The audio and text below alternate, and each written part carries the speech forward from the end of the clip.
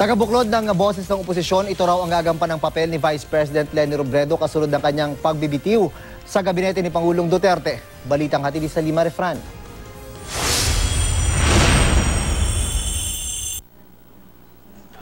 Sa isang panayam kamakailan, sinabi ni Vice President Leni Robredo na siya ang magiging boses at tagabuklod ng oposisyon. Pero nilinaw ni Robredo ang kanyang pahayag. Unifying siguro the voices of dissent. Hindi ito opposition against the administration per se, pero opposition against certain policies of the administration we do not agree with.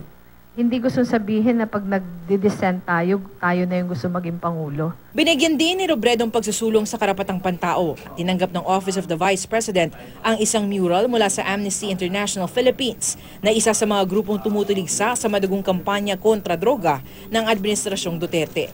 Ni Robredo, patuloy niyang susuportahan ang magagandang programa ng administrasyon pero maninindigan laban sa hindi tama. Wala naman ako interest magpangulo. Parati ko yung inuulit now, before, until now. Wala naman akong ganong pangarap. Yung sa akin lang, I want this administration to succeed. Ayon sa political analyst sa Ramon Casiple, mahalaga ang papel ng oposisyon dahil patunay itong buhay ang demokrasya.